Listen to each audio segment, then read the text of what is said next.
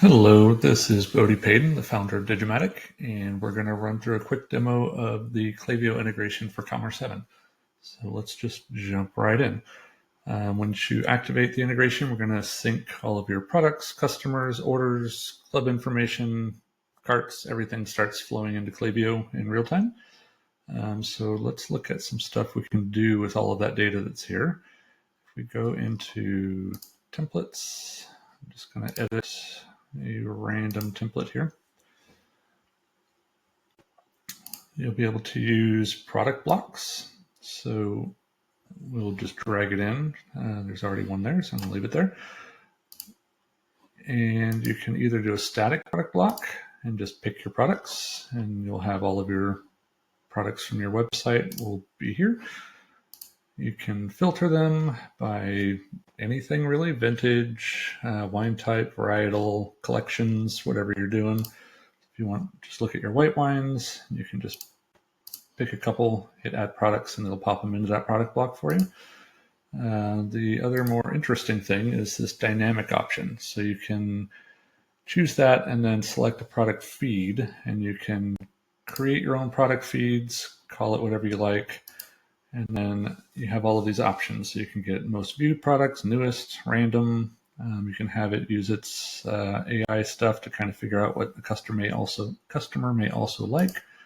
And you can, of course, filter that by categories, price, and stock level. And categories, again, is going to be all of the vintage, varietal, appellation, collections.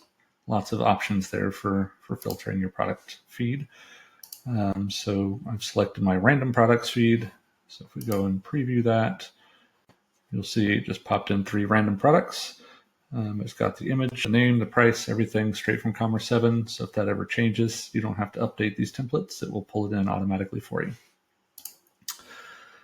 And now if we go back and look at profiles. So let's check our buddy Winston Churchill here.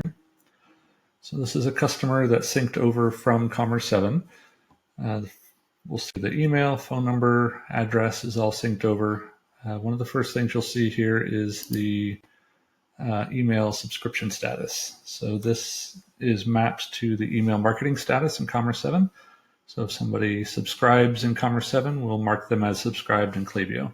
And just the same, if they unsubscribe in Commerce7, we'll unsubscribe them in Klaviyo. And this is actually a two-way sync. So if they unsubscribe from one of your emails, or if you do it manually inside of Klaviyo, that will also sync back to Commerce7 and update their email marketing status there. So if we scroll down a bit, you'll see a bunch of properties that start with Commerce7. So those are properties that we're syncing in there. Commerce7 Club is going to be a list of clubs they belong to. So most of the time, this will be a list with one item in it, but somebody could belong to multiple clubs. Their club delivery method, their loyalty tier, and then if you have any metadata, that will also come over into Klaviyo, and then the Commerce7 tags. So this one has no tags on it, but if you tagged your customer in Commerce7, that would come over and be a list of those tags there. And then the tenant. So if you're running a multi-tenant setup, you'll know which tenant this one came from. And if we go into metrics and insights, we can see some events they've done, but the interesting bit is the predictive analytics. So you can look at their historic lifetime value, and then Klaviyo kind of predicts their future lifetime value with their churn prediction and average order value. So that's kind of interesting. And then finally, there's this activity log. So this is everything they've done. So they placed some orders, they confirmed an event ticket, they started checkout.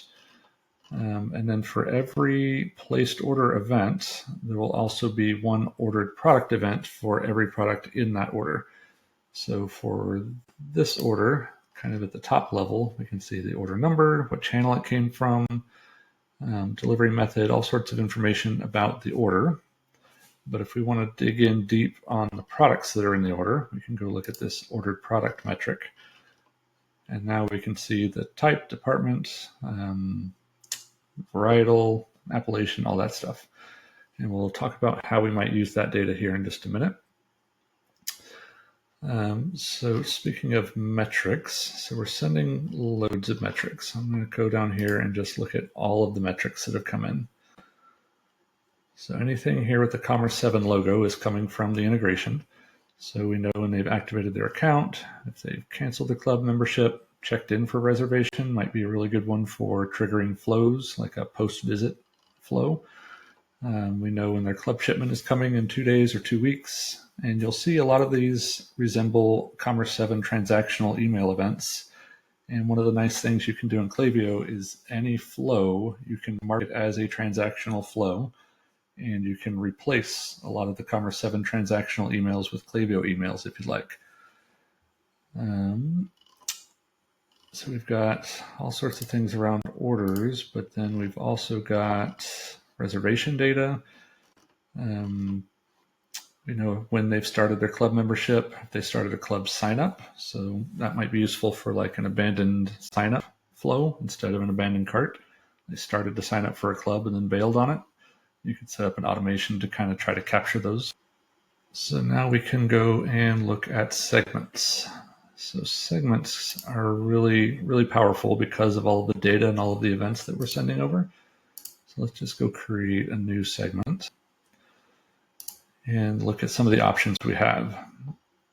So one of the easiest, the simplest ones is properties about someone. So maybe we want to go and see like a segment of club members. So we would say where Commerce7 club is not empty. So the list of clubs is not empty. They are a club member. So we can create a segment called club members with this condition and you're good to go. Just the same we could say is empty. Now you have a list of non-club members. If you want a specific club, you can go in here and say, it contains 12 bottle club. Now you have a segment of people who belong to that club specifically. We can do loyalty tier, marketing status. We can do all of the metadata that's come over. Lots of options there. And then the other interesting thing is what someone has done or not done. And this is going to be that list of metrics that we looked at earlier. So we can get everyone who's ever checked in for a reservation, everyone who's ever had an order fulfilled, whatever it is. There's loads of options in this list that you can use to create segments. And the nice thing is you can filter. So if we say ordered product at least once in the last 30 days, we can say where, and now we can say we want to get where wine type equals red. So we can get all of our red wine drinkers now. We can kind of dig in really deep on that. And then if we switch this to something else, like placed reservation, now all of our options in this list are reservation related. So we know what tour type, what table they've reserved, what staff they reserved their tour with, things like that will show up in the list instead. So super powerful. Highly encourage you to just kind of play with these different events, look what the different properties are, and think of some creative ways that you can use those for segmenting. And the last thing we're going to check out is flows. So these are automations. So if we go in here and create flow, like an abandoned cart flow is pretty typical. So they have one that's kind of pre-built for you. You can click on that and it will tell you here, you're all set. Started checkout data is syncing, placed order data is syncing, has everything it needs. So you can just use this template. It'll create it for you. You're off and running. Dead simple. And then if we want to get creative, so let's do a pickup reminder flow. So this is a pretty common scenario. Somebody places an order for pickup and they don't come get it. So we want to remind them that that's there. So if we go here to pick a metric, we're going to pick placed order. But we only want if the order is, what is it? Delivery method equals pickup. So if they placed an order, it's for pickup, they'll enter this flow. And then we want to maybe wait. Okay, trigger's happy. Confirm and save. So now we want to wait, maybe give them, I don't know, 4 weeks to come get it. So 28 days. And then we're going to send them an email. So email. So the nice thing with these flows is they have profile filters, and those get checked before any email gets sent. So let's add a filter and say what someone has done. So they should have fulfilled order 0 times. We're going to say sent starting this flow, where delivery method is pickup.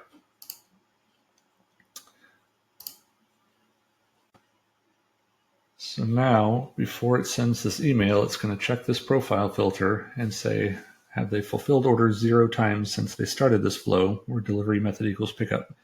So if they did pick up their order, we will have sent a fulfilled order event to Klaviyo, and they will not meet this condition anymore, and they'll just fall out of the flow. And then, of course, you could add another delay and send a second email, maybe a couple weeks later, and so on. But the point here is you have all of these events and all of the data within the events to kind of do some really sophisticated flows here. If you go over to your Commerce7 admin panel, you'll see there's a new tab here called Klaviyo, and that's going to give you kind of a window into your Klaviyo account for this customer without having to go switch over to Klaviyo. Or if you have staff and you don't want to create users for all of them over in Klaviyo, they can see everything that's going on directly from Commerce7 without having to switch over. So that's pretty much it. If you have any questions, feel free to reach out to support@digimatic.com, and we hope to hear from you soon.